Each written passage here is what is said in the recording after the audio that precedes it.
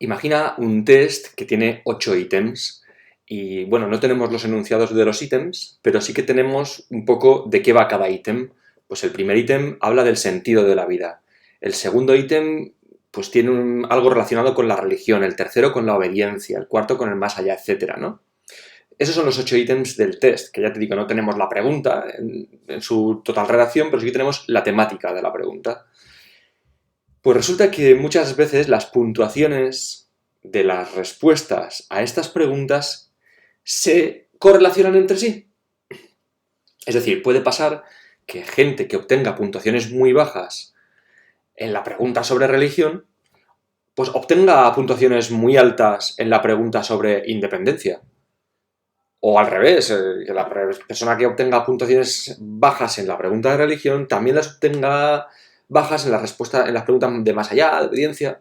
Es decir, que el análisis de las puntuaciones de esas preguntas puede llevarnos a descubrir que esas preguntas interrelacionan entre sí formando diferentes factores. Vamos a verlo con un ejemplo y vamos a ver la técnica que se utiliza para descubrir qué factores subyacen por detrás de los ítems de un test. ¿Vale? Vamos a analizar la estructura interna, vamos a un poco descuartizar el test y ver qué es lo que está midiendo a través de 8 preguntas que en principio parecen muy sencillas, van sobre estos 8 temas, pero que luego esconden algo más. Y eso es lo que se analiza en este apartado. Y se analiza con una técnica muy concreta que se llama análisis factorial.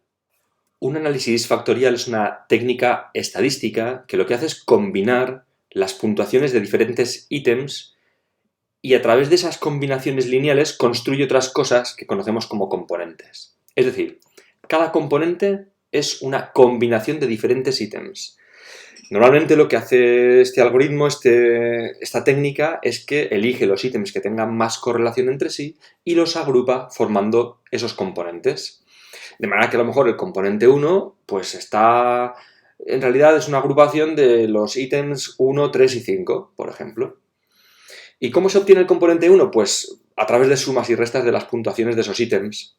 Pues a lo mejor el componente 1, y esto es algo que me estoy inventando completamente ahora mismo, pero resulta de sumar el ítem 1 más el triple del ítem 3 menos el doble del ítem 5.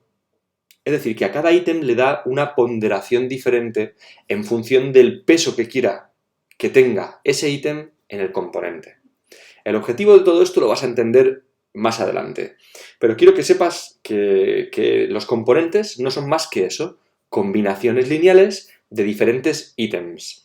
¿Cuántos componentes se forman? Pues tantos como ítems iniciales. Como teníamos 8 ítems, se forman 8 componentes. Pero resulta que no todos los componentes son igual de importantes. Fíjate en lo que tenemos en la pantalla.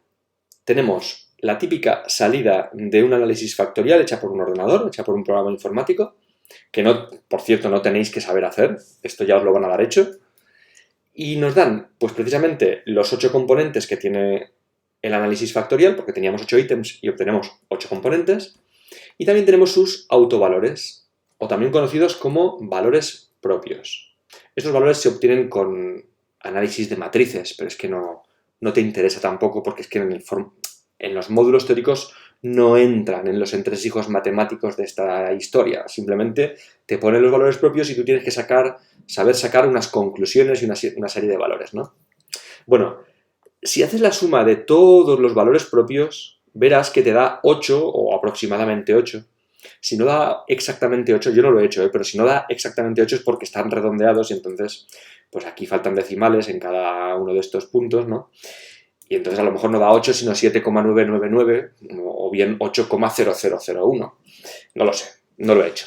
Pero si tuviéramos todos los decimales de todos los autovalores, tendríamos que el resultado de la suma sería 8. Esa suma siempre es igual al número de ítems con el cual se ha construido el análisis factorial.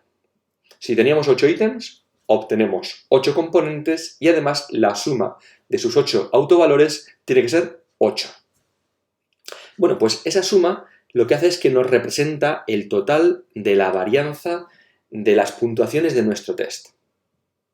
Está ponderado y pues, se consigue que la suma sea 8, es decir, el mismo número que el número de ítems. Y ese 8 es muy importante y también son muy importantes estos valores propios, porque fíjate, si la varianza total de nuestro test es 8 y el primer componente tiene un valor propio de 4,636, yo a través de ese valor puedo saber qué porcentaje de la varianza de nuestro test viene explicado por el componente 1. Si el total es 8 y el componente 1 explica 4,6, ¿qué porcentaje explica en cuanto al total de la varianza? Pues 4,636 entre 8 multiplicado por 100. Eso da 57,95%. Fíjate, no todos los componentes son igual de importantes porque no todos los componentes nos dan la misma información. El primer componente siempre va a ser el más importante, porque va a ser el que mayor porcentaje de la varianza consiga explicar. El siguiente, el segundo componente, será el segundo más importante y así sucesivamente. Si nosotros este análisis de porcentaje de la varianza lo hubiéramos hecho a partir de los ítems iniciales, pues cada ítem explicaría, pues 1 entre 8 es 12,5%. Un 12,5% de la varianza total. Lo explicaría cada ítem, en términos medios.